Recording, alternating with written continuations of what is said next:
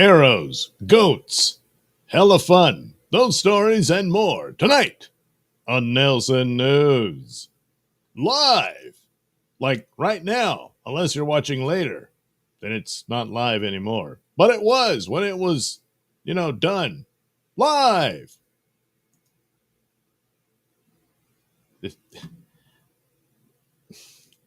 Just pretend you're not seeing this part.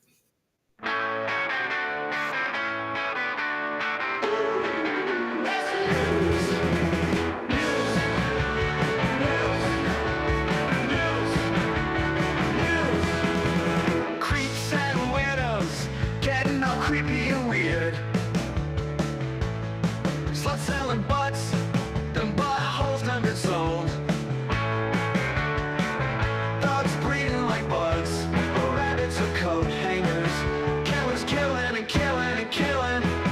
Nailsin News. News. News. News. Where'd all the money go? Ain't nobody gonna know. Do you trust your meat to take a walk down the street? While killers be killing and killing and killing. Nailsin News. News. News. News.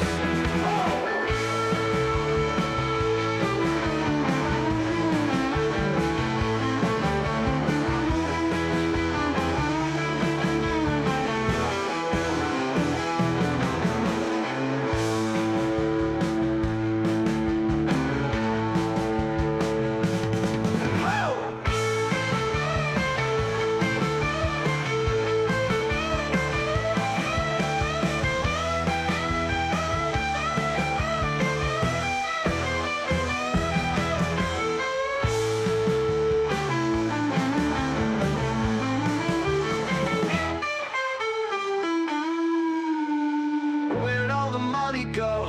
Ain't nobody gonna know. Do you trust your meat to take a walk down the street? While killers be killing and killing and killing. Nailsin News. News. News. News. News. News. News. News. News. News.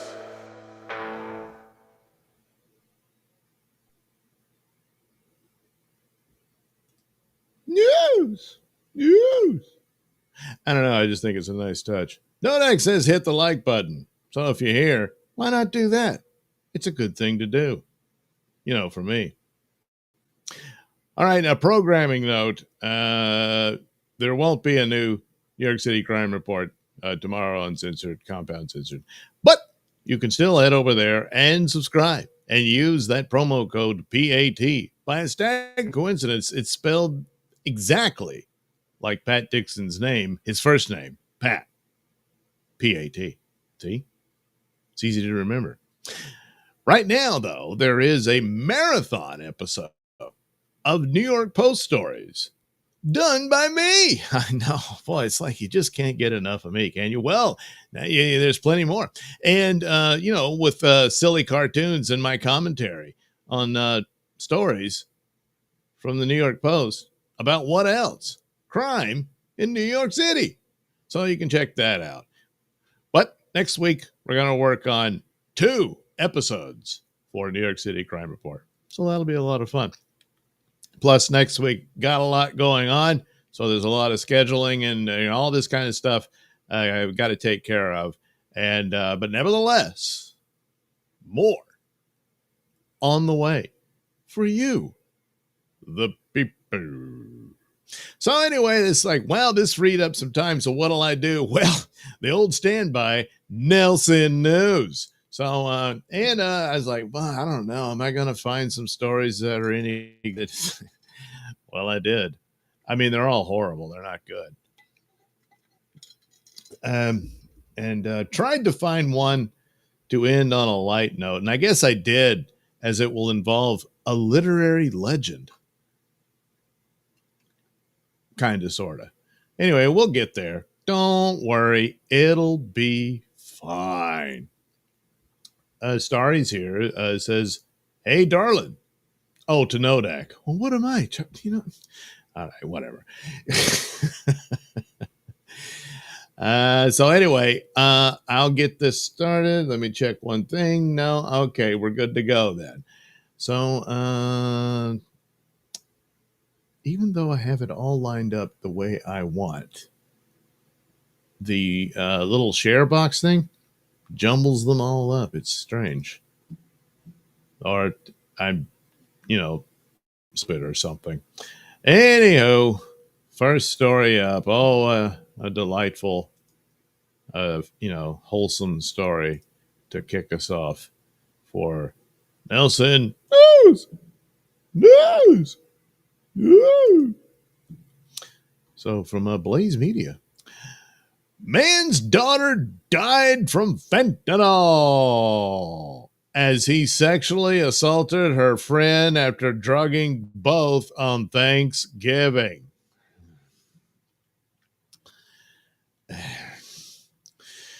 man was charged with, well, yeah, that's the thing. Joshua Youngblood visited his 27-year-old daughter at her apartment for Thanksgiving Day in 2023 and allegedly supplied her with a lethal dose of fentanyl. He then proceeded to assault her friend as his daughter succumbed to the drug. Well, on Tuesday, law enforcement officials announced that Youngblood was charged with murder as well as sexual harassment. Harassment? He said he assaulted. It's a little more than just him like slapping her on the butt or something. Well, while his daughter was gradually dying from fentanyl, Youngblood proceeded to assault his friend's daughter, who was also under the influence of fentanyl. This, according to Special Agent Will Kimball with the DEA in Houston. Youngblood was charged under a law that was passed by the Texas legislature in 2023. Wow, what the timing, to allow murder charges in cases where fentanyl distribution led to a victim's death. Well, yeah. This case is extremely, extremely disheartening because it goes against all decency, Kimball added. Bernice Hawkins, the victim's mother, addressed Youngblood during a statement at the press conference. "Josh, you are a vile person. This is a heinous crime. Jade loved you, and you took her from us," she said tearfully. "And for that, I hope you pay with your life." Well, it is Texas, they have the death penalty, and they use it. I suppose he'll argue, I just was going to knock her out, I mean, both of them really. I didn't think it would, but it's fentanyl, you stupid asshole. And say, is he going to try to get a manslaughter out of it, but it's just the betrayal of your own daughter and everything.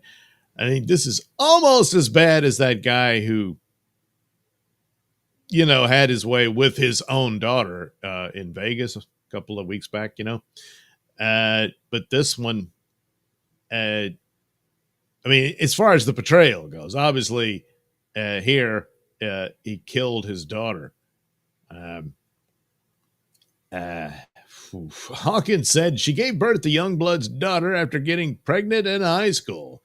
Josh was a come and go kind of person when it was convenient for him. And then as Jade got older, it was more of, what can Jade do for Josh? Hawkins said that her daughter fought to try to have a relationship with her father. She craved the love of her father, and I think she gave him a lot of exceptions and allowed him a lot of leniency in areas other people probably would not.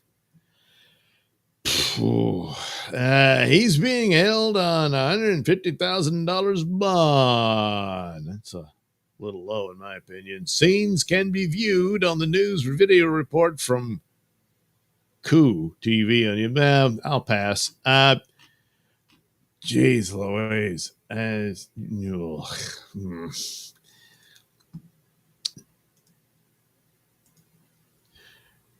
Easily the worst part is, of course, the betrayal. Now, I mean, you say, wait a minute, there's a death. I know, but that's implicated in it. I mean, even if she had survived, there was still this massive betrayal. Yeah. And then, of course, the other girl. I mean, again, is he going to try to? His attorneys are going to try to say, hey, he didn't intend for this to happen, to skirt death penalty potential, but the added element of betrayal here, I think, puts the death penalty in play.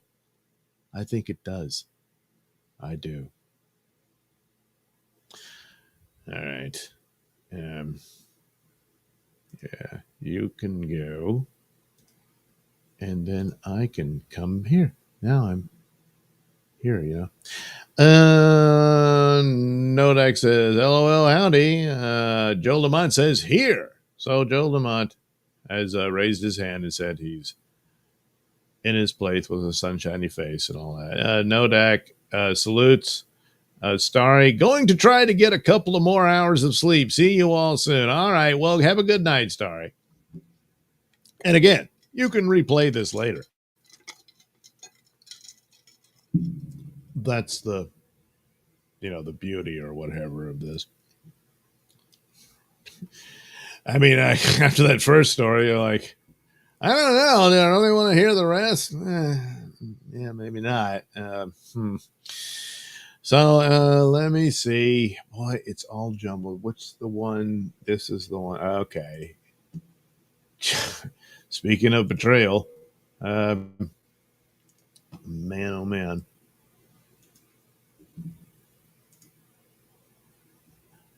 Here we go. Mom played dead after son's crossbow attack left her with arrows protruding from her face. So, an Arkansas man allegedly broke into his parents' home and shot his mother in the face with a bow and arrow after an argument about a cat, and then forced them to give him money before stealing his father's truck.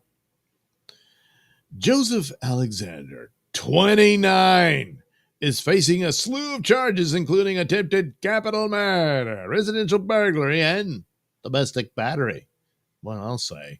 Arrow.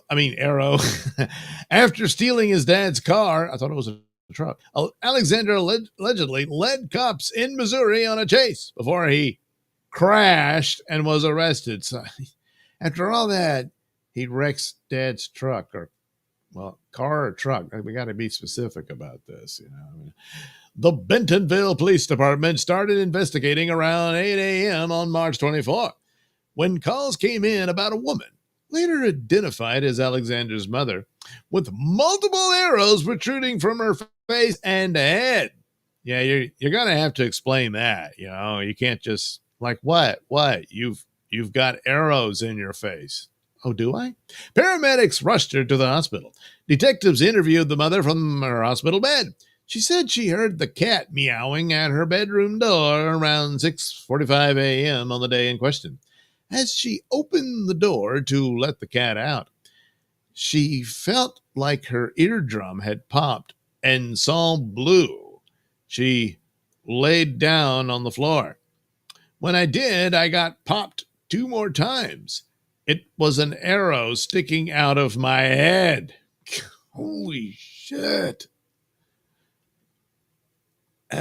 She screamed, and her husband came out to see what happened. She allegedly heard her son tell her husband, I won't kill you because that will be a double homicide.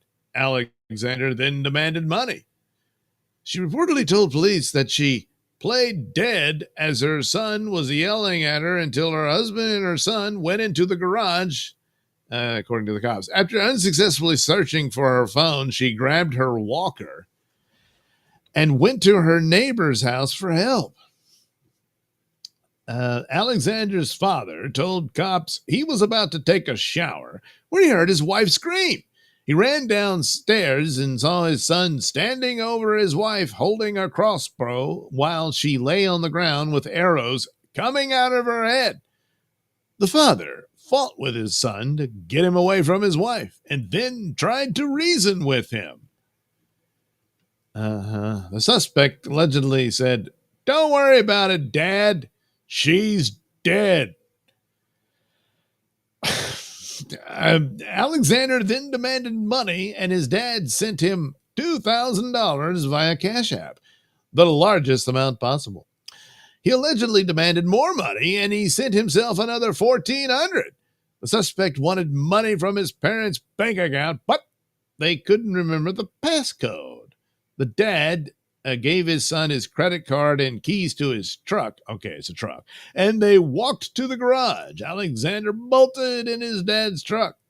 According to the affidavit, the father recounted to cops how his son, a few days before the incident, came to their home and wanted money, saying something along the lines of, "You need to give me what is mine, or else I'm going to have to go to the next level." Concerned his son may act on the threat, the father made it a point to lock all doors and windows, but apparently forgot to lock the window leading to Alexander's room, which is how the suspect entered the home. Yeah. Of all the windows to forget, that's probably the first one he'd go to. And, yeah, well, Inside the residence, there were obvious signs of a struggle, I'll bet, including a trail of blood through the living room. The father suffered multiple bruises and scratches during the fight with his son. Deputies with the Stone County Sheriff's Office, some 75 miles away, spotted the stolen truck and tried to pull it over. But Alexander allegedly fled and later crashed.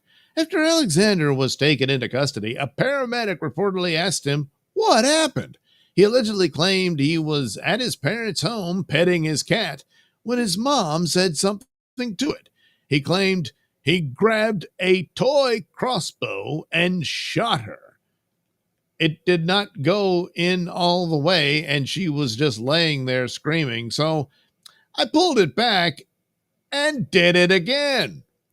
After receiving his Miranda warnings, Alexander allegedly told Benton detectives he walked from his home to his parents' home and entered through his former bedroom window early on that morning, claiming he did so because he did not want to wake them. Detectives pressed him on why he shot her. "I didn't have a reason," he allegedly explained. "I just lost my cool. I woke up and I thought that she was like going after my cat for some reason. I just literally just stood up and lost my shit because of my cat." Investigators were incredulous. You shot your mom in the head 3 times because of a cat? Yeah, that is the best process I understand of what happened, Alexander responded. I mean, at that moment, he's thinking, well, when I hear you say it, out loud, I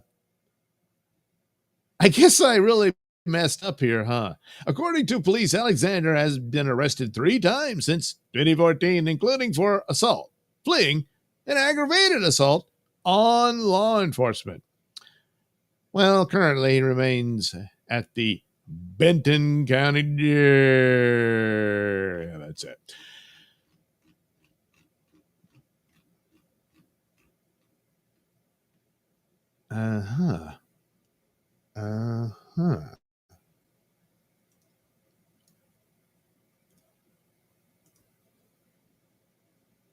Well, in cases like this with attempted patricide, I was surprised that the story didn't detail his schizophrenia because, but then again, he just shot her in the head with a bunch of arrows. He didn't decapitate her, so there is that element. But that tends to happen a lot in some of these cases, you know.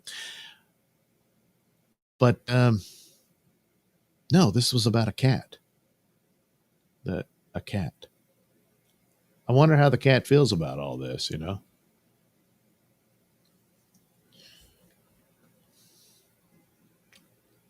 Oh, wait a minute. I just remembered. The other night, there was another, yeah, that woman who was living with this guy while she was going to nursing school. And apparently they got in an argument over multiple cats they had, and he ended up killing her. There is that story that cats, I don't know, it's either in their piss or something, that some sort of chemical that drives people nuts.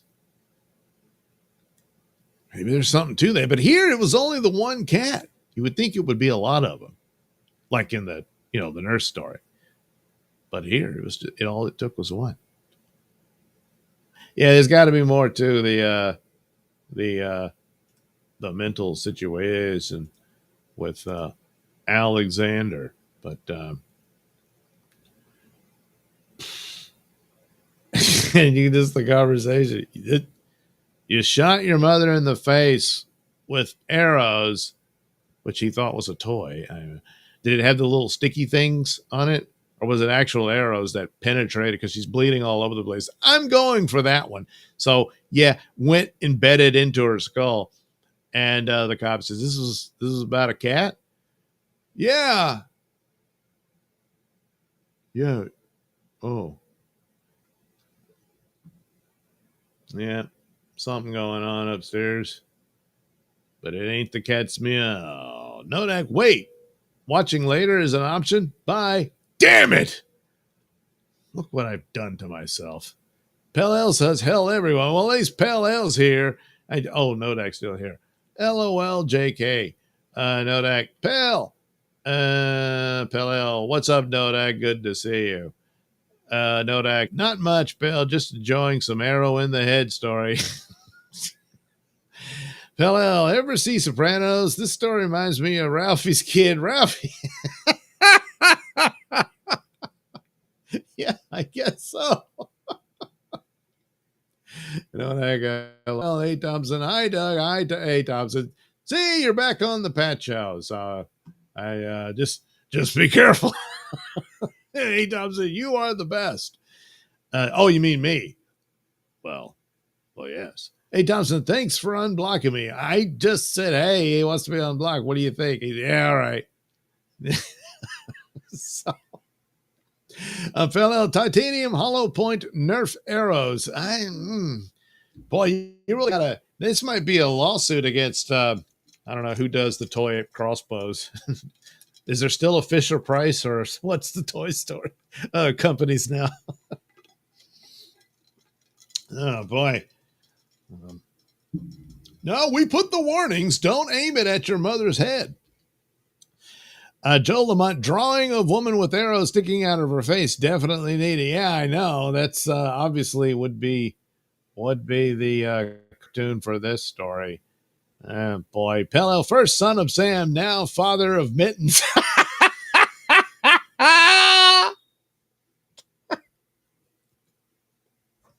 He's well, at least his career ended quickly. Father of Mittens. The summer of Father of Mittens. Hey, Thompson, Doug has a lot of stroke on the Dixon Chanyo. You see now he's stroking Dixon. Pell, he shot her with a Fisher pay the price. Oh, man. Kids these days, huh? Yes, 29 years old. And he thought, gee, my son's really violent. I know, I'll lock up the house. But he forgot the one window. Well, hopefully the Man, damn, 3 different arrows. I wonder, it didn't really go into, there's got to be some nerve damage and shit. I mean, she may be going blind or something as a result of this. And just a miracle she's alive. Wow. But she's alive, so there's that. But holy crap. Talk about, again, is that betrayal. Betrayal seems to be the theme of the night. Jeez. A. Thompson, anything? A. Thompson, anything? He wants to know about Netflix. I'll probably watch while I'm at work another episode of Black Mirror. I started season 2. I finished season 1. I need to do a review of that, just do like an overall thing. I didn't realize they were so short, so I was like, oh, cool. I should have started this a long time ago. And so I started the first episode of season 2 with the ever incredibly, stunningly beautiful Haley Atwell. Yeah. Although that guy she's supposed to be in love with, I'm like, couldn't you have done better than that? But what do I know, Then again, it's like, wow, if that guy can get Haley Atwell, maybe there's hope for me yet. Hey, Thompson, Doug, what was the most dangerous toy you had as a child? Probably the BB guns and stuff like that. Pell plus PTSD, I'm sure. For what? Growing up? I'm an adult now, but I don't want to be. Nodak, another meaning for the word arrowhead. Yeah. Pell Haley Atwell is another hottie. She is. My God. She's just. And boy, when she had that Marvel show, that was actually pretty good. No one watched it, surprisingly to me. It was the Agent Penny Carter thing. And man, did she fill out those outfits. God damn. Beautiful, beautiful lady. Pell no, LOL, PTSD for arrows in her head. Oh, well, yeah, the mom's got to. Oh, my God. Yeah. Yeah, this ain't over for her. It will never end. That's, good Lord. Your baby boy loved his cat more than you and shot your head full of, good Lord, what if she bought him the crossbow for Christmas or his birthday or something, Probably did. He does. Black Mirror is good. If you don't like one episode, just go to the next one. They are all different. The one where God is playing with a board of people. Well, I haven't seen that one yet. I haven't minded any of them. Some are better than others of the ones I've seen, but I do see what people mean. It's certainly inspired by Twilight Zone, which is the absolute best show ever made. So you're never going to beat it, but still, I do appreciate the attempt at anthology series, and it's a cool show. Pale Stealth isn't here, but his fellow Brit, Nigella, is that it? Nigella, maybe? Or Nigella? I don't know. Lawson is the best-looking chef I ever saw. All right, then. What? As good as Haley Atwell? Haley Atwell is... It's going to be difficult to concentrate now. What's the next one? Oh, yeah, this thing. Because I did put goats in the title. So, we'll go for this little story. Don't get one involving the Amish. Oh, no, this isn't it. Where is it? Oh, there it is. Yeah, don't get a lot of Amish stories. But now we got one. Amish man killed neighbor, left body in home with her goat. Kept living across the street for weeks. So I guess, he felt bad for the goat. So, he didn't want to dispose of the body because the goat would be lonely and sad. I don't know. The Amish have trailer houses? I thought they all built cabins and stuff. I mean, I know they do the barn raising and everything, but oh, well, times are tough. Times are tough. Anyway, an Amish man in Ohio has been arrested for allegedly killing his neighbor, a 28-year-old woman who was a member of the same Amish community, nearly a month after authorities said she was found dead inside of her home with her goat. And the goat, said, "I didn't do it." Samuel Hochstetler was taken into custody on Monday and charged with one count of murder in the March slaying of Rosanna Kissinger. According to a news release from the Meigs County Sheriff's Office, deputies, responded to a call regarding a suspicious death at a residence on Dye Road.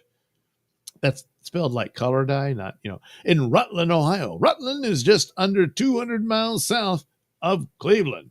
Upon arriving at the scene, first responders said they located the body of an adult female, later identified as Kissinger, and conducted an initial review of the home to appraise it before contacting the Meigs County Coroner's Office. The coroner determined that Kissinger's death was suspicious before sending her remains to the Montgomery County Coroner's Office for an autopsy. Authorities said that the results of the autopsy were inconclusive. Authorities detained Hochstetler on Monday and transported him to the sheriff's office, where he was interviewed by detectives.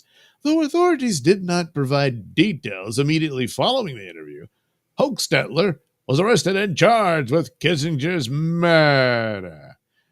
This case was such a tragedy to those who knew Rosanna. She was a beloved individual in her community, Sheriff Scott Fitch said in a statement following the arrest. Detectives had worked around the clock searching for answers and were able to get those answers.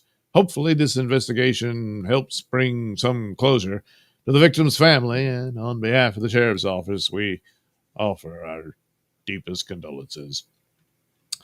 Meanwhile, according to a report from Huntington, West Virginia, NBC affiliate Wazaz, Hochstetler had moved to the community from Kentucky and had been staying with a man named Mose Troyer in the months before Kissinger's death, as well as the weeks leading up to his arrest. Troyer reportedly told the station that on March 13th, he and several others in the community realized they had not seen Kissinger at all that day. That evening, Troyer said he went to check on her at her home, which is where he discovered her dead inside the home and called 911. Her goat was also inside of the home.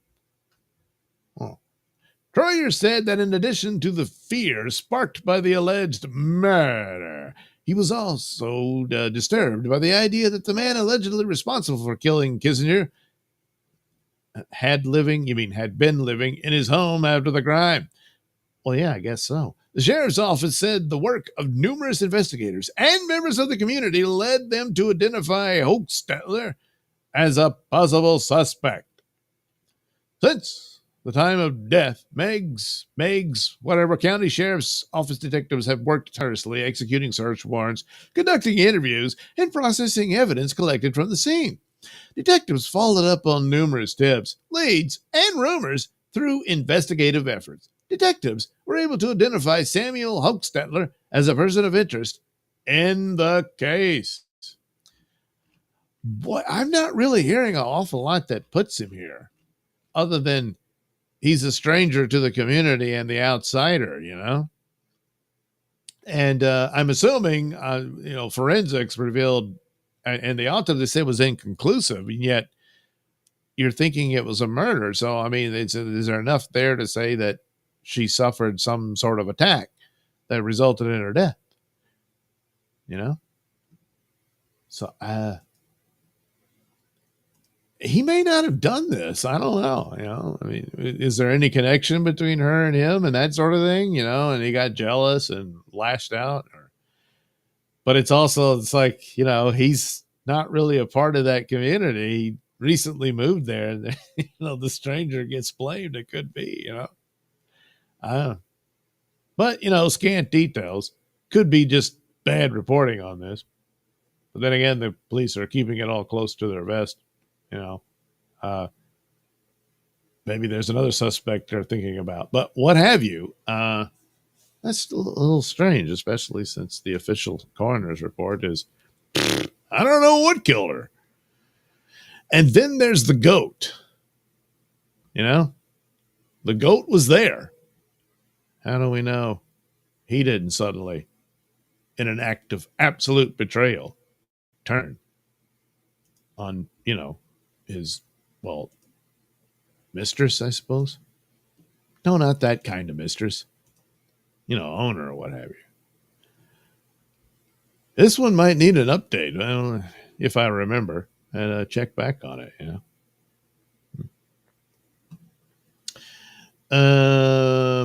Okay, yeah, I did that one. A. Thompson, how many watch hours? I don't know. Another 1,000 or something, or probably under that, but still. Anyway, no, LOL, I thought you said hummus story. No. Pillow, John Boy committed first-degree murder. Yeah, I guess, but I don't know. There's not enough here that, seals the deal. There's not even really a finding of homicide in the autopsy. So, I don't know. And plus, the goat was there all along. So what did the goat, he's like, hey, you don't want to look at that Hochstetler guy. See? Wasn't me. It's him.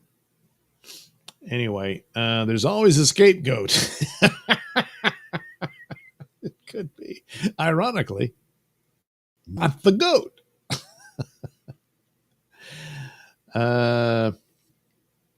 Some sort of emoji I'm not familiar with. Pell, that's what I'm hearing too. I was going to make an illegal Amish alien crack, but it didn't work, so I digressed. Digressed. Yeah. Susan Dolan's here. Hi, Susan. And she says hi to everybody. Pell says hi as well. Everybody's saying hi, Susan. Yeah, there we go. Everybody says, well, there you go, Susan. Welcome to the show. Oh, yeah, I got to get rid of that. And move on to our next contestant. Do I want to do that one? Now, I'll try to keep it like this so I won't get confused.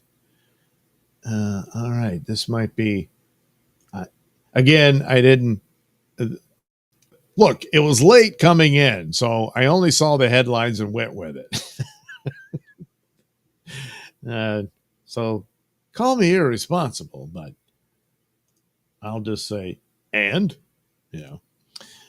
So here we have this story that perhaps could be a bit of vigilante justice gone wrong, or maybe, I don't know. Mom tried to run over a group of elementary students after they fled from fight.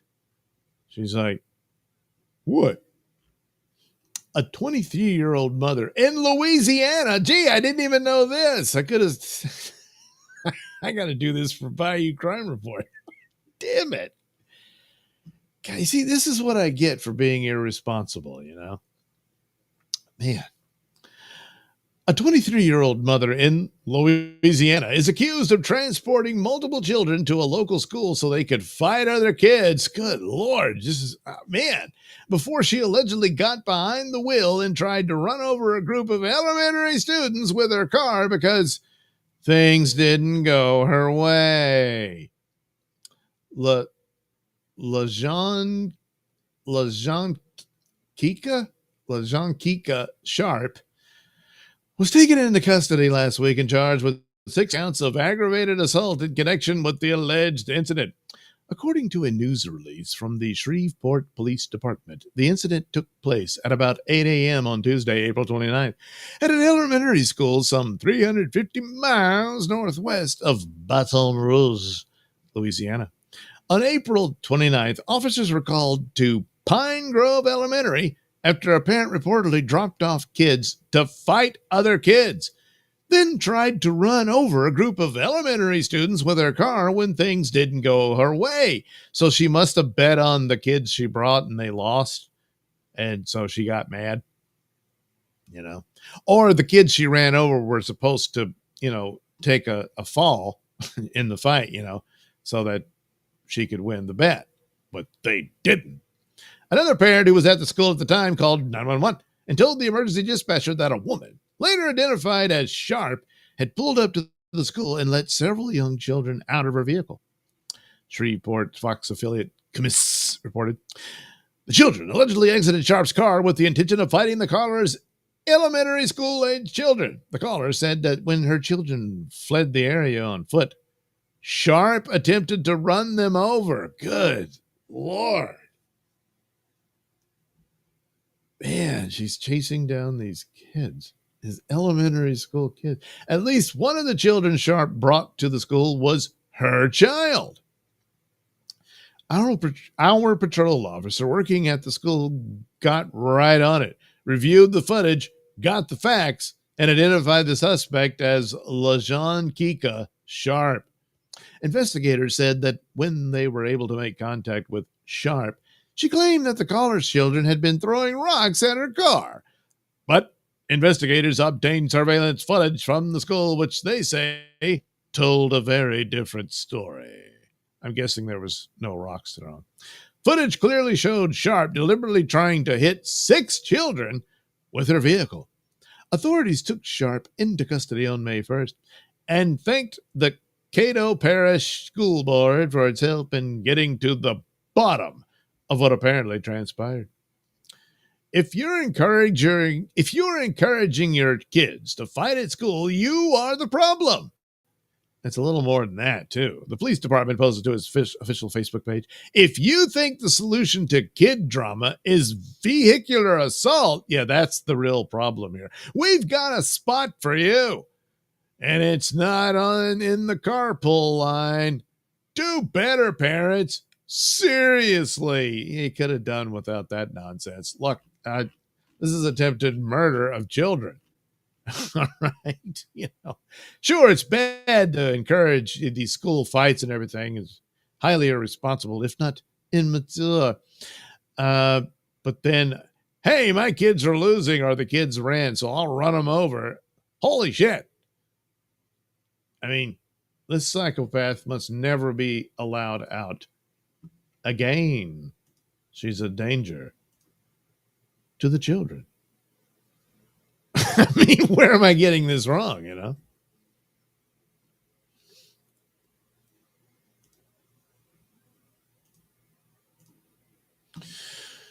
Okie dokie. Wow. Just no possibility of, it was an accident or anything like that. It's like, no. Nodak, irresponsible. Well, yeah. Pella, oh, wow. 23 is still a kid herself.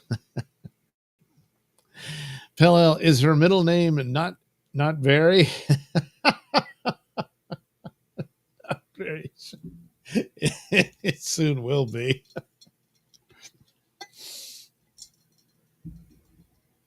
My name is not very sharp. Nodak says, Pell, if you don't break his nose, I'll throw out all your Pokemon cards. Joe Lamont, things didn't go her way. The kids she transported got beat up by the kids at the school.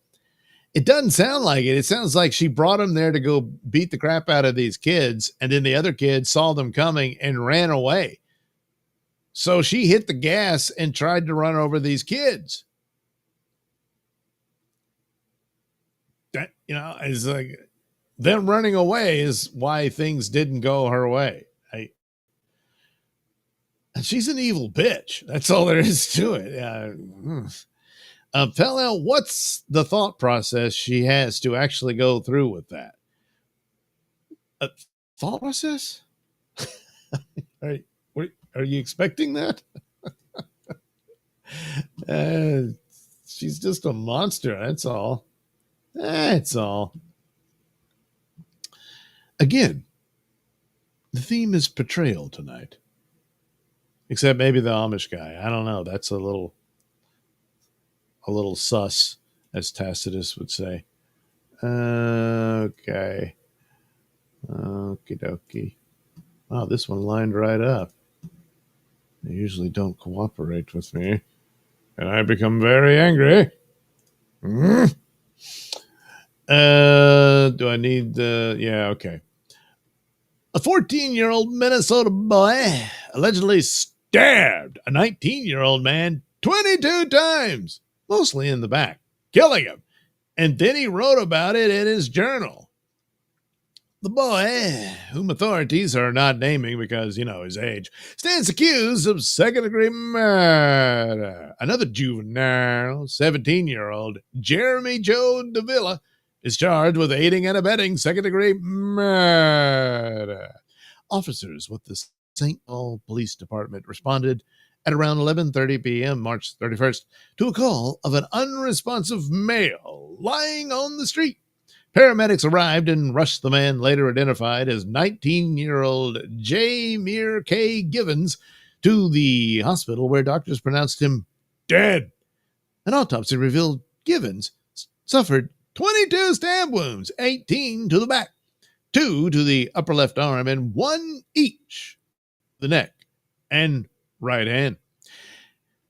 Givens' brother told investigators Givens went to smoke with his buddies Davila and the 14-year-old, whom identified in the affidavit as J.C. The suspects, who are foster brothers, lived about 3 blocks from where Givens was found. Detectives were able to map out the victim's movements from the GPS on his phone, and it showed he was near the suspect's home around the time of the slaying.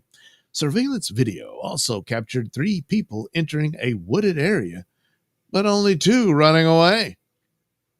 A neighbor said the occupants of the suspect's house displayed unusual behavior in the hours after the homicide, including covering all windows with blankets or curtains. Investigators obtained a search warrant for the house on April 8th and ultimately recovered 2 knives hidden inside the basement rafters. They also found clothes that matched those of the 2 suspects captured on the surveillance video. Officers arrested J.C. on May 1st at his temporary foster home. The parents at the home told cops J.C. seemed anxious in recent days, so they gave him a notebook to write down his thoughts.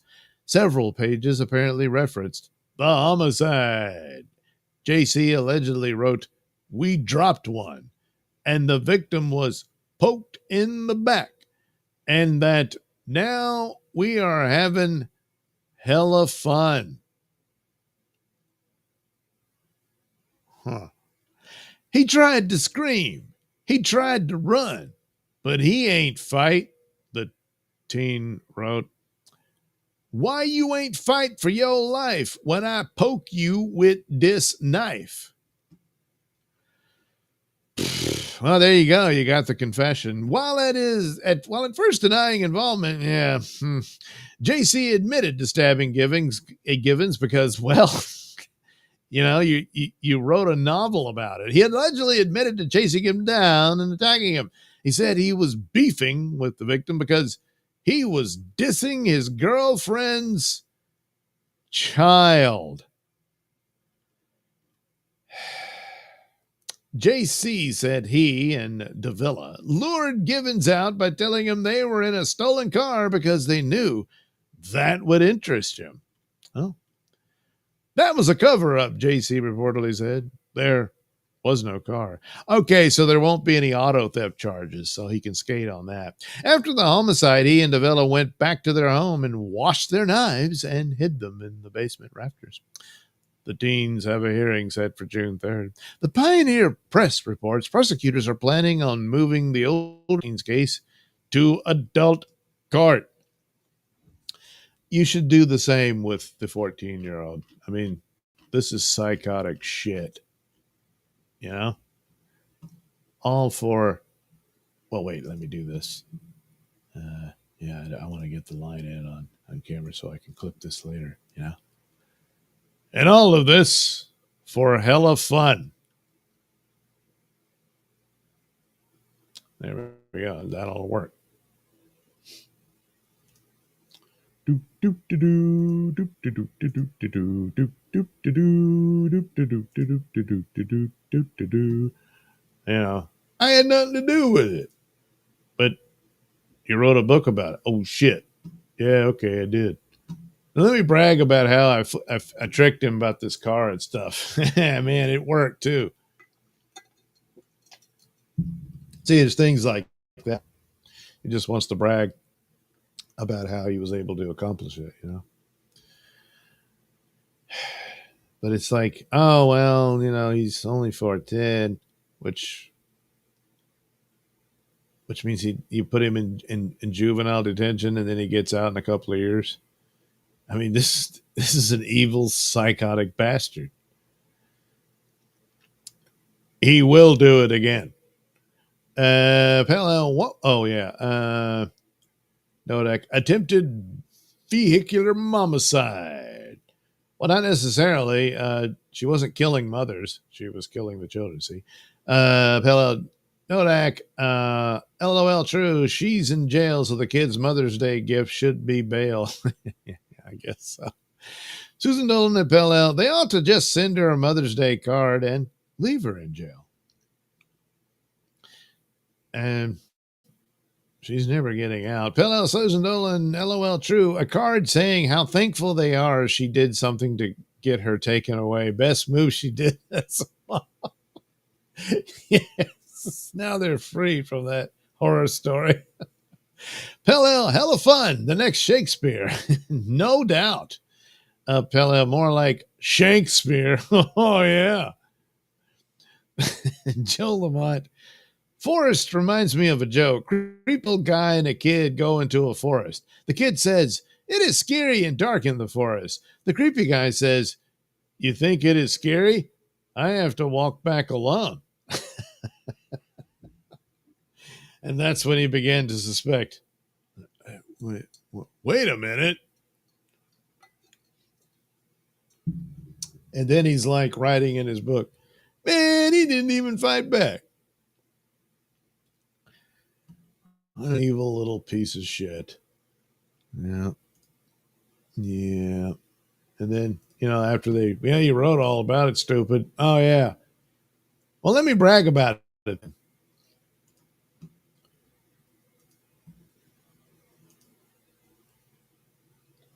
What are we doing with our children?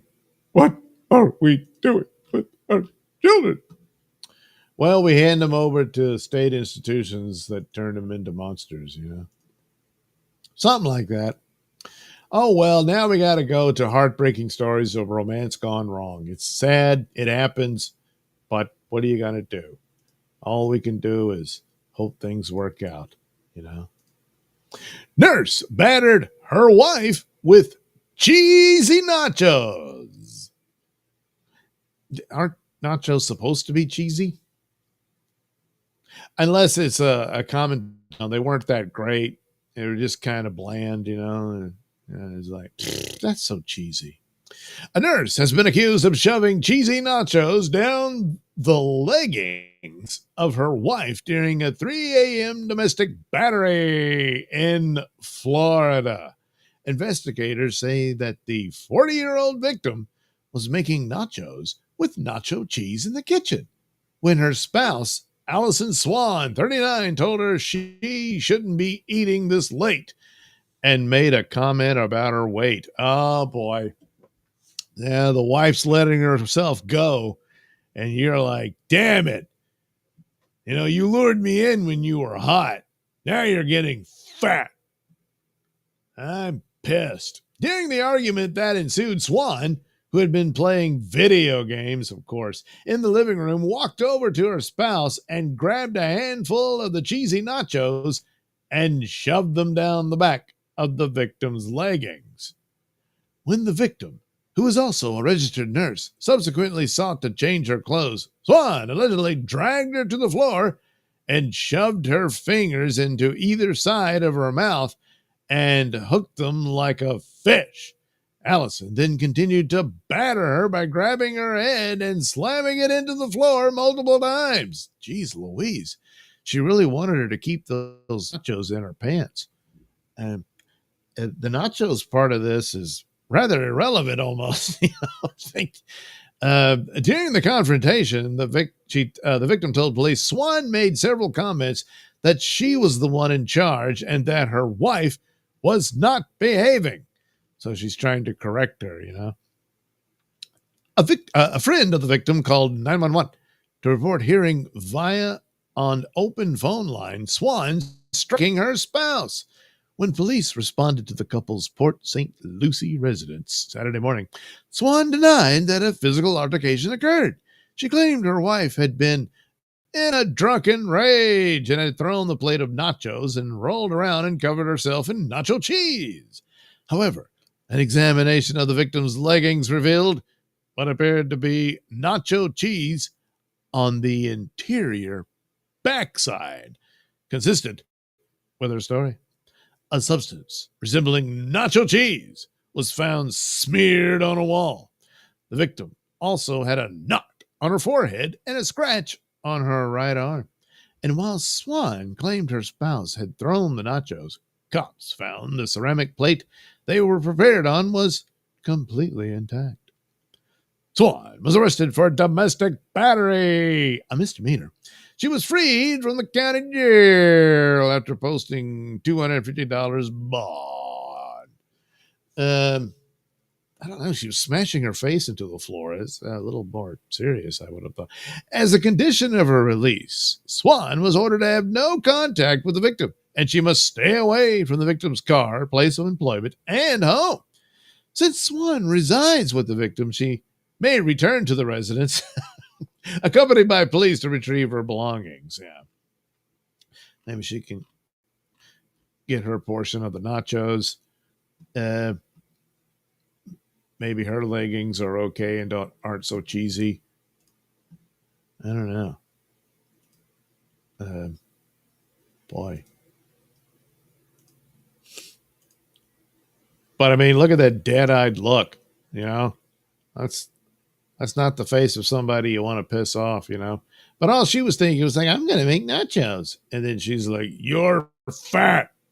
And then puts it down her pants. And it sounds like that was the deal. Like she was expecting her to just keep the nachos in her leggings and I guess sit on them as the cheese smeared and the crunchiness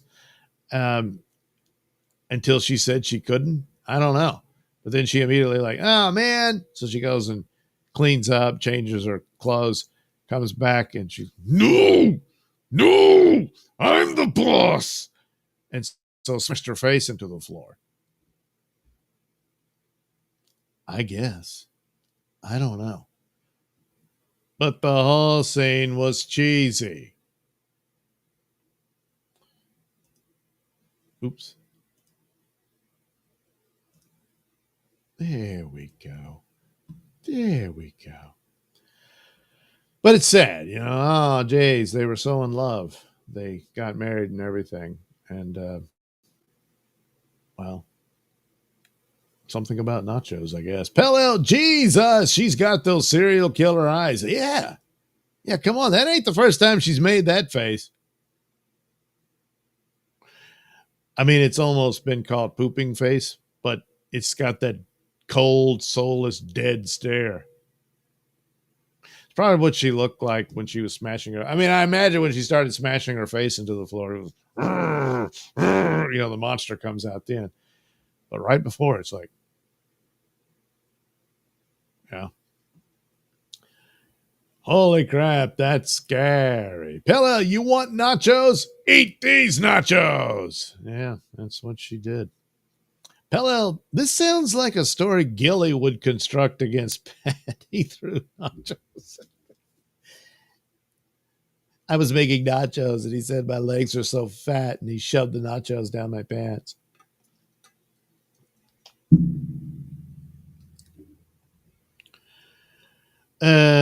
Hey, Thompson, do you need 4,000 or 3,000 watch hours in 12 months? No, I think it's like less than 2,000. Hey, Thompson, to be monetized. Yeah. Susan Dolan, he'll be tried as an adult and hopefully get out in prison. Get get put in prison for the rest of his life to protect the rest of the world. Yeah. Pella, when she took this mugshot, did they ask her to say cheese? I hope so. Maybe that's like that pissed off look. Oh, you think you're funny, don't you?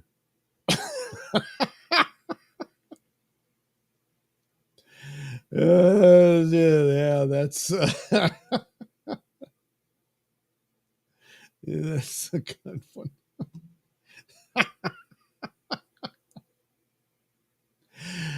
Joel Lemon, I like the hooking her face. I like the hooking her face like a fish for a drawing. I know. I'm like, geez, Louise, with the dead eyes and nachos everywhere. The lady's like, oh, Jesus. I think she should seek a divorce attorney, you know. I mean, all right, you put on some weight, but good Lord, you know. Did she really deserve that? And what about the leggings? Are they okay? Are you are you able to wash nacho cheese out of leggings? Let me know. Joe Lamont at Pell, good one. Yeah. Yeah, I guess it was, you know. Say cheese.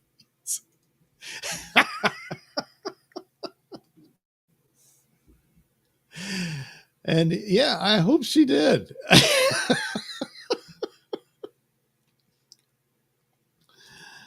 Oh man. Yeah. Cheesy nachos. It wasn't enough to save their marriage. In fact, it was the nacho that broke the camel's back. And their romance came to a crushing end. Now, what are you going to do? What are you going to do? All right, now we move on to a favorite. You know, yeah, I mean, it's a favorite scenario. And who's going to deny it? Not me. Not me. A South Carolina high school dance teacher has been suspended and charged following allegations of an inappropriate relationship with a student. Victoria Montgomery, who has taught dance at Hilton Head Island High School since 2021, is accused of sexual battery of a student. The Beaufort County Sheriff's Office confirmed Friday's charge came after district officials received a tip suggesting an inappropriate relationship between a teacher and the student. Montgomery, 32, was placed on administrative leave 2 days before the formal accusation. Authorities believe the student involved is one of Montgomery's own, but they are working to determine when the relationship began. Here she is, you know. No details have been released on the age or grade level, but Wasav reports the student is 18 years old. Well, that's kind of a release on the age, isn't it? Unless it's not been completely confirmed. But 18, so I guess this is more of a case of the power dynamic is why she's in trouble. Plus, it's just not something you're supposed to do at the school. But then again, it's like, wait a minute, when did the relationship begin, and how old was the student then? So then we can still get you. The Beaufort County School District has since issued a statement acknowledging the situation. Well, we thought she was nice, but she's having sex with the kids, you know. What are these? Huh. I don't know. I mean, it's that little thing that shows it's a design. It's not like it's a stain or something. Anyway. Here's Hilton Head Island High School. We have become aware of a situation involving a staff member and student at HHIHS. Because this involves both personnel matter and a law enforcement investigation, we are unable, thank God, to provide additional details or comment further. The staff member, well, let me tell you some more details, has been placed on administrative leave. We recognize that situations like this can raise concern, and we are taking this very seriously. The situation is being addressed accordingly in cooperation with law enforcement. District spokesperson Candace Bruder reiterated the district's position and assured parents that all of Montgomery's classes will now be covered by certified educators or substitute teachers who, just aren't into having sex with their students. Classes taught by this individual will be covered by, it just repeats what you just said. A similar statement was sent directly to parents, notifying them of the situation. And this thing's just repeating its sentences. Does that count as for the writer's pay? Probably AI anyway. Oh, crap. She's pregnant. They sent her congratulations from the school and everything. Oh, wait, this is back in doo. And she's just been arrested, so I don't know. Wow. But, yeah, what if the relationship went back that far in this? Oh, boy, look at the big cake and everything. Boy, they're going to feel bad. We bought this for her, and she was banging that. Jeez.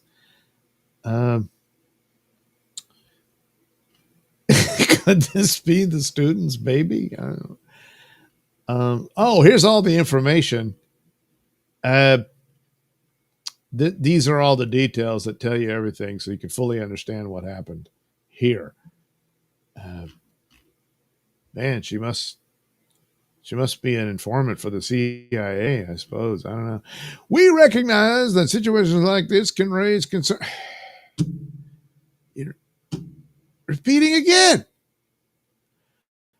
All right. Montgomery previously taught in Flint, Michigan, and worked in education in Indiana. You might want to check up on the students there, see if they're like, oh, you found out, huh?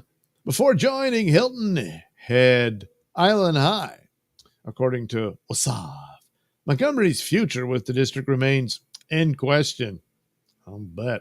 Depending on the findings of the investigation, she could face disciplinary action up to termination. Good Lord, they are really serious about, they mean firing. Oh, her teaching license may also be reviewed. Oh, all of this could happen, but she could still have a teaching license? But it might get reviewed by the South Carolina Department of Education. Wow. So that's all we get. But, oh, man. Who the baby daddy? All right, you had a baby. And not somewhere in there, even if it's not the kid, not long after this, she starts screwing this student in her dance class.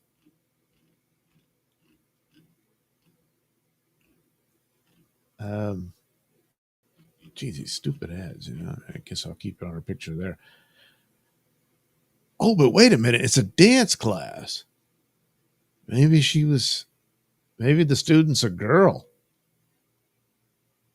But she had a kid. So it's obviously, yeah. Despite what The Last of Us show says, the girl will not be the father of her baby. But, oh, good Lord. Yeah, it could be that. Wow. Huh.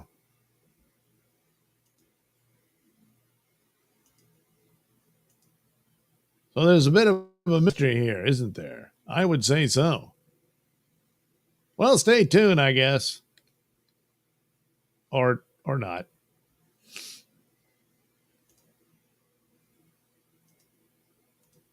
Ta-da. Oh, boy. But anyway, yeah. Another school teacher. At least she didn't run over a bunch of kids that wasn't kids. It was some guy on the street, that drunken teacher did, Oh, well. Joe Lamont, this story made my week. This one or the nachos. Pella, after the divorce, she'll say, I'm not your wife anymore. That's a good one too.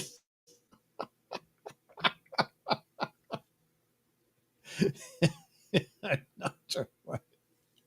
No, now Doug will bring up Say Cheese every stream, just like Dixon and the Stevie Nicks lyrics. Pell leaving his mark on every show. I don't know. That's a good one, especially for that mugshot. Because I'm guessing that's how it went. Said, come on, say cheese. And she's like, motherfucker. You think you're funny. You better be glad I'm in cuffs. So Dolomite Pale also good. Yeah, Rudy Vaga. This love runs on a sexual battery. You see, now that sounds like a song. You know, this love runs on a sexual battery. Yeah, maybe not. Pell Nodak, it's like a goober power I have. My stupidity either hits or misses. Well, it's hitting tonight. Nodak enjoys it. Nodak, she taught the dance of the hokey pokey to do the hokey pokey tonight. I guess hokey pokey. I mean, it's a dance class. I mean, anybody's in dance you wouldn't think would be into the female teacher. So I'm wondering if this is an affair with a girl. She's teacher, Miss Montgomery, swings both ways. They're all in their leotards and doing. She's like here, like this, and she's grabbing their. Hold your legs like this and that kind of thing. And one thing leads to another. Later on, she'll say, look, the student came on to me and seduced me. I was helpless. After having my husband's baby, I felt fat and unattractive. So anyway, Joel, my student can be a trans girl with leftover equipment. Hence the, you know what? That's true. Damn. Yeah, it's just some guy is like, wow, I could get into dance class. All I got to do is dress up like a girl and I'll be with all these girls in tights and stuff. Of course, they're going to notice when you get a little excited. But nevertheless, and then it's like, holy crap. I thought I was going to get with one of these girls, but I got with Miss Montgomery. Oh, well played, trans girl. Well played. But now you got a bibby. Pell emphasis on the epoche. Yeah.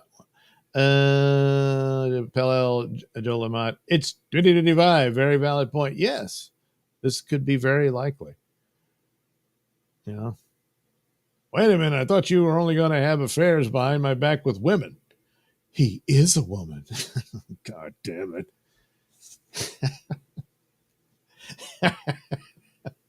So yeah, maybe I should book this thing and check back. There might be some more details. Potential updates from tonight's Nailsin News. All right. Let me see what else we have. Oh, yeah. Okay. So here's the story to somewhat end on a light note because I did promise this story will involve a literary legend. Okay, we can take that down. Thanks for all the cool chats. That's pretty good. Yes, she said cheese. Or at least some asshole had to be in there. Come on, say cheese. Because that looks like the look she would give. Oh, man. Okay, here we go. Drunk, pantless man told police his name was Charles Dickens. Well, you can kind of see it. He's got the hair transplant really came through, though. That's pretty good. But and of course he's clean shaven. But yeah. It was a tale of two identities. Vincent Conroy, 56, was allegedly drunk, you don't say, and walking around a Florida parking lot wearing only a T-shirt with no pants.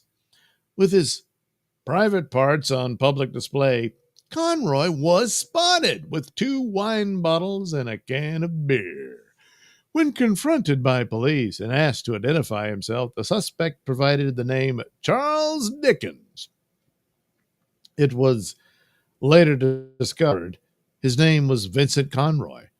Oh, well, they kind of sound alike, don't they? In addition to open container and exposure of sexual organs counts, Conroy was charged with providing a false name to law enforcement. After a day locked up in the local bleak house, Conroy was freed on his own recognizance. Is that a good idea? I mean, did they give him a pair of pants? You know,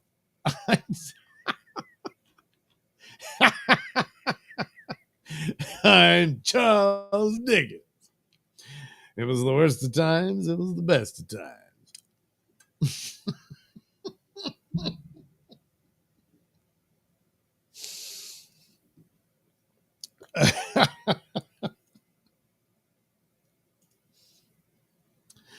Open container. Look, the guy was like, look, I was drunk. You know, you say things.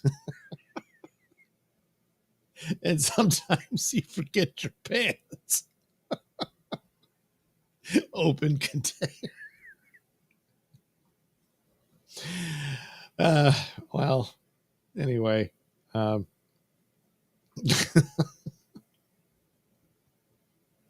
Yeah, the worst of times, the best of times indeed. All right, there we go. That's I think that'll do it for the Nailsin News segment. So now let me move on to check super tips and get rid of Charles Dickens. Good night, Charles. Thanks for stopping by. Really do respect the work. Yeah, he did. Yeah, I think he did well in writing books, you know. Okay, let me switch to, this is what I got to do for this should work for super tips. Let's see here. That's okay. These are the new ones. Oh, it's got its section for me and everything. Cool. Oh, this is okay. Gee whiz. I've noticed Pat has been a little surly ever since he quit smoking. I hope he takes my advice and sings a show tune to get in a better mood. Shapoopy, shapoopy, shapoopy. The girl who's hard to get. Shapoopy, shapoopy, shapoopy. But you can win her yet. Do, re, mi, fa, sol, la, di, do, di, do.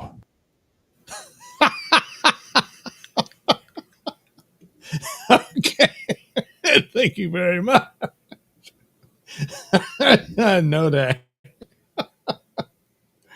Yeah, well, there you go. He sang the song. All right, we got one more from Pellel. Oh, it's a text one. Okay, so Dub. Yes, that's right. This is it's Tass's pet name for me. Dub. All right. Well, thank you for making use of super tips, and it's always good fun. I will be reaching out to Melton and or maybe Moody, whichever one wants to deal with it, to try to get some more voices on there. And what I want to do is make use of my audio play characters, so Night and whatnot. So I'll have to give them a 10-minute segment, I believe, of me doing those voices, and then I'll provide the cartoon art for the characters. So some of that'll be in there rather than taking other people. But yeah, there's some people that I hope I can get and can put in there, and that should be a lot of fun. For the future of the Nailsin endeavors. Let's see here. Wait, skipped ahead on me. Yes, here we go. Pellel says if the dance teacher was Melton, this wouldn't happen. He can't get pregnant. Yes. I've heard this. Apparently, Milton cannot get pregnant. Joe Lamont, in high school, I was in art class with all the girls while the boys were in shop. Yeah, that is one of the things. There's more girls in art class. So, yes. And the girls in shop, they're not going your way. Pell, he looks like Robert Patrick, the T1000 with a few extra pounds. Well, Robert Patrick, and we all age, he's put on some pounds, but it's just mostly, he got old. It's, and that kind of happened sudden, I think, a little bit, maybe. Maybe he's one of those guys, kind of like Tom Skerritt, who was playing younger than he actually was. And then suddenly it's the age can do like that, Maybe, maybe not. Still a great guy. He's a great actor. He's cool. And he was in the first season of Peacemaker. And I guess he'll be in the second one because that's kind of the element of Peacemaker. He is haunted by his father. So he still talks to it stuff.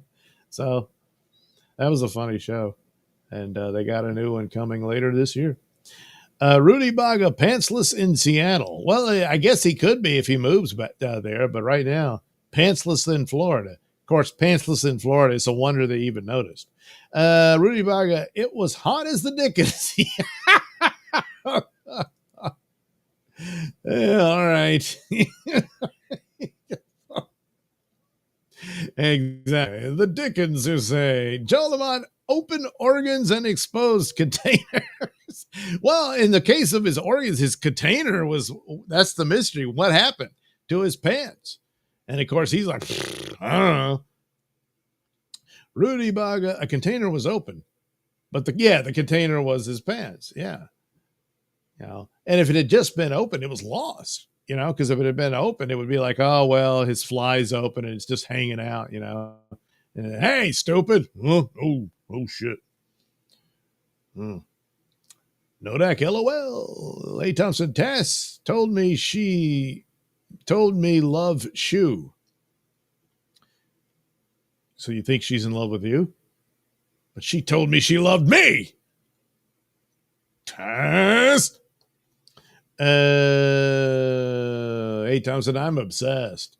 A. Thompson, Doug, he got a new bottle. Oh, I'm sure he did as soon as he got out, but did he get a new pair of pants? That's the important thing. I mean, yeah, public intoxication, that can get you in trouble and stuff like that, but not as much as walking around the street with no pants on. I mean, I suppose you still had underwear. They're probably like, look, you look stupid. We're going to get you for the public intoxication and whatnot. And we're still going to get you some pants. They'll be orange, but they'll be pants. But no underwear either? What happened there? And of course, he doesn't know. He's like, I'm Charles Dickens.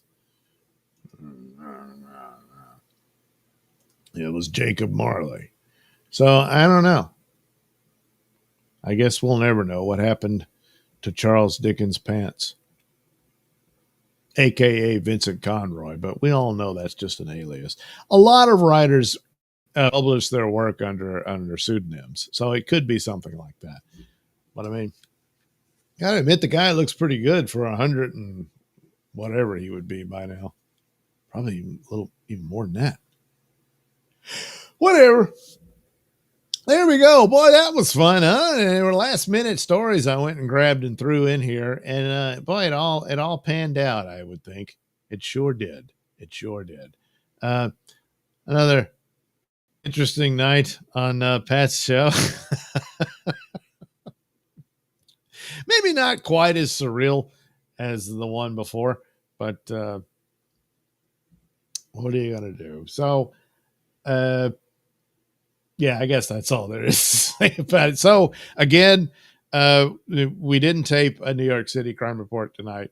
And we're going to work on 2 episodes sometime next week, and those will get put out. But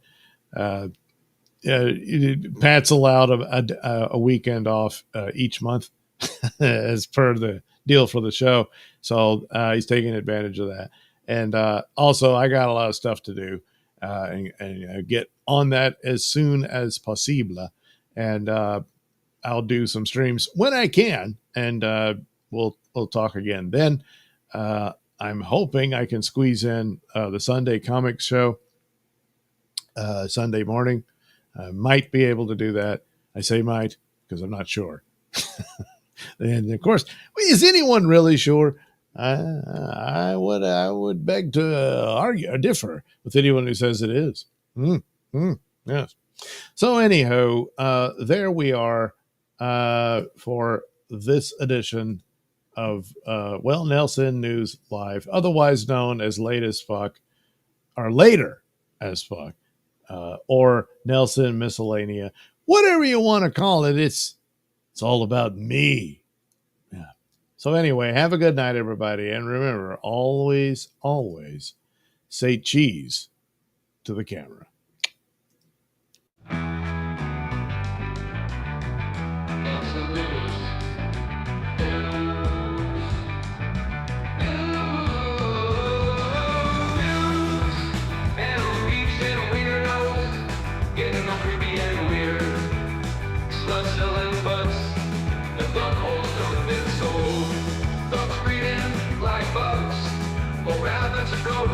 Killers, killing it, killing it, killing it, killing it. Nailsin News. Where all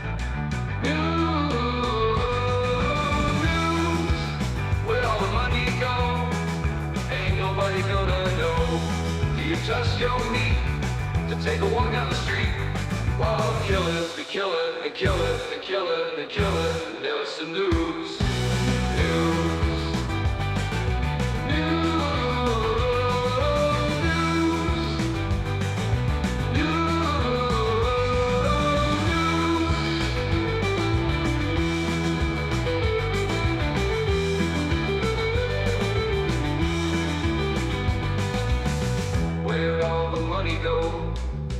Ain't nobody gonna know. Do you trust your meat to take a walk down the street while killers be killing and killing and killing and killing?